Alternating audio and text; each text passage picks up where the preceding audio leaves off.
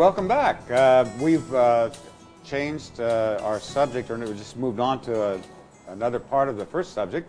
And we have a couple of new guests with us, Mike Orosa and Vic Endaya.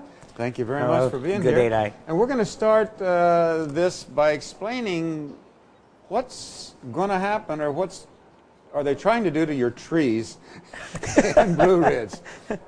I was shocked to hear what was going on. Mike, you want to start, or Vic, or maybe I can give a background of it. Actually, Blueridge is a small barangay. It's actually a mini pocket forest, and so we have a lot of trees. It's actually one of the few barangays that's been declared a bird sanctuary. So we suddenly got shocked when this survey and referendum that was being called, introducing a project that would widen the roads. Widening the roads would mean wiping out something like 405 trees and different plant species, which is providing the cover and everything so beneficial about having trees in the area, wiping them out. So this put the whole village, the whole barangay, into a shocked state. Okay, now when they did the survey, you said that they did a survey. How did the survey turn out? Well, the referendum, the initial term that was being used by the council, they changed the term into a survey. The overwhelming no vote came out. Something like 107 were against the project of widening the roads, against 66 who were in favor. Okay, and what are the reasons behind this? Why are they saying they want to do this? Vic, Yeah, initially they say that it is because of the popular request of the residents. There was no such survey. You hadn't made the request yourself, No. I guess. And in fact, the referendum itself showed it.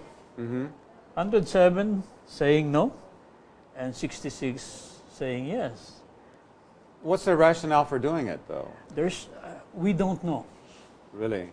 What we believe is that there's some maybe economic agenda behind it. Somebody gets to build the road or We something? don't know. Because in one of the formal meetings that we have had with the barangay captain a few weeks ago, I asked the question of who initiated this? Because I know personally that he initiated the project. And he said, I don't know. Really? He said he doesn't know. And we're going to see some of these trees as we're talking. We're going to show some of the pictures. And I think anybody that would see them would say, oh, wow, why would we want to change that, you know? But as homeowners there, do you have a problem with traffic in the barangay? Or? Definitely no. Actually, Inday Beroya took some pictures of the streets of Blueridge at different hours of the day, different days of the week. There's no such traffic. We never had any accident that I remember during my last 18 years with the village. There's none. So the justification being used is actually not there. And just to add to what Mike said about we're seeing some of the trees now on the screen, you know. So the reason why I moved to that place is because it's a different place. It's a niche of a garden within the city itself. You are actually transformed when you move in from Katipunan, a city, into the village. It's a different place because of all the trees that we have. It's beautiful. It's beautiful. It is. And, it is. Why would anybody want to cut down?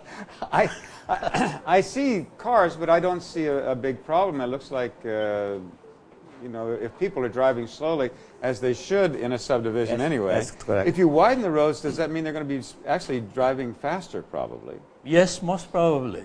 And it will make the roads more dangerous than it is now. It is safe at the moment. But because we are driving more carefully and we give way to one another, and that's what Blueridge is all about. It's a small village. We know each other. And there's not too much traffic and not too much vehicles really using the roadways. And this seems also antithetical to our movements. Certainly, the DNR is trying to build more forests. True. And in the case where you are there, if you have that many trees, they must be kind of sucking in some of the pollution coming off of Katipunan and the other places Yes, as well. yes. And if you take those out, that's going to cause some problems, isn't it? Or Yeah. with There was a program where the mayor, Herbert Bautista, the mayor of Quezon City, was caught saying that he would like to continue to build the city in a garden. So this is really going way against his plans of, if you proceed to cut the trees.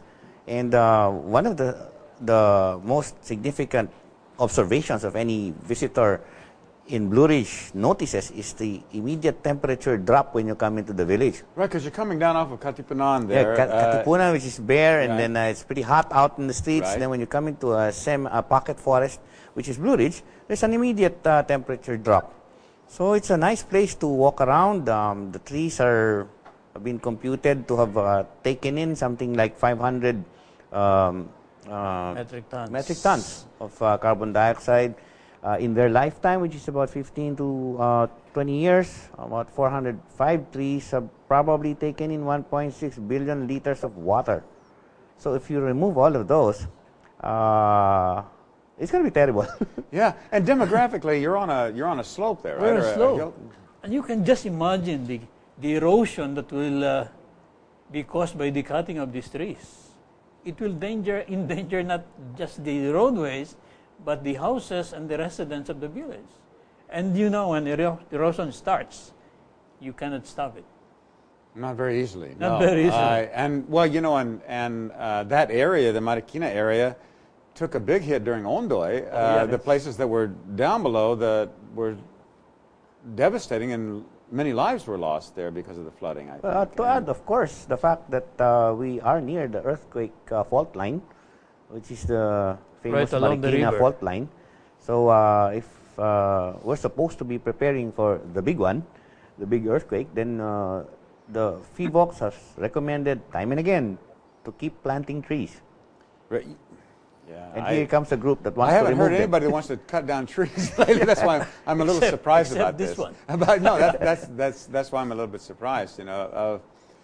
What other reasons could we, using just being the devil's advocate? Yes.